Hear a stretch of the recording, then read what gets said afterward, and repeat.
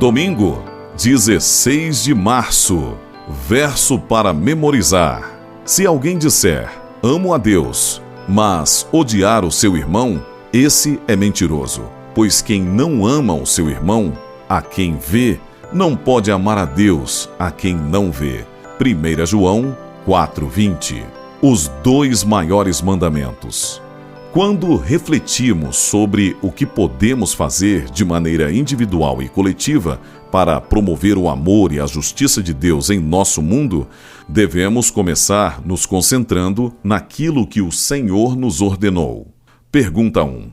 Ouça Mateus 22, 34 a 40. Entretanto, os fariseus, sabendo que Jesus havia silenciado os saduceus, reuniram-se em conselho.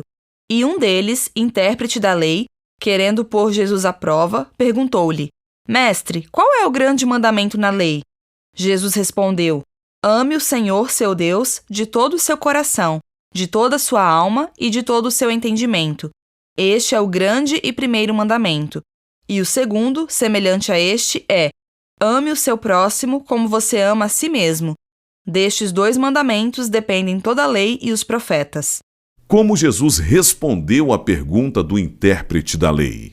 Segundo o próprio Cristo, o grande e primeiro mandamento é: ame o Senhor, seu Deus, de todo o seu coração, de toda a sua alma e de todo o seu entendimento.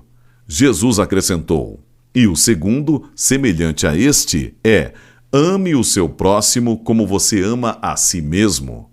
Contudo, esses mandamentos não são independentes, pois Jesus instruiu ainda: desses dois mandamentos dependem toda a lei e os profetas.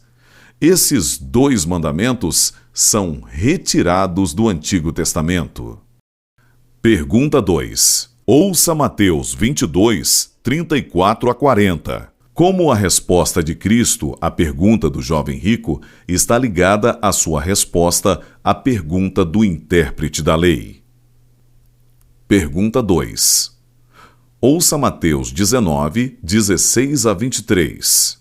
E eis que alguém, aproximando-se de Jesus, lhe perguntou: Mestre, que farei de bom para alcançar a vida eterna? Jesus respondeu: Por que você me pergunta a respeito do que é bom? Bom só existe um. Mas, se você quer entrar na vida, guarde os mandamentos. E ele lhe perguntou: Quais? Jesus respondeu: Não mate, não cometa adultério, não furte, não dê falso testemunho. Honre o seu pai e a sua mãe, e ame o seu próximo como você ama a si mesmo. O jovem disse: Tudo isso tenho observado. O que me falta ainda? Jesus respondeu: Se você quer ser perfeito, vá, venda os seus bens, dê o dinheiro aos pobres, e você terá um tesouro nos céus. Depois, venha e siga-me.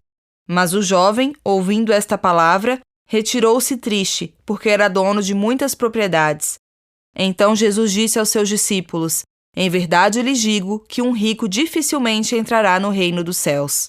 Como a resposta de Cristo à pergunta do jovem rico está ligada à resposta à pergunta do intérprete da lei?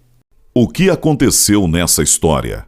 E por que Jesus respondeu ao jovem rico daquela maneira? Por último, o que esses encontros devem ensinar a todos nós, independentemente de nossa condição social? Em O Desejado de Todas as Nações, lemos, abre aspas, Cristo apresentou a única maneira que poderia colocar o jovem rico em condições de aperfeiçoar o caráter cristão.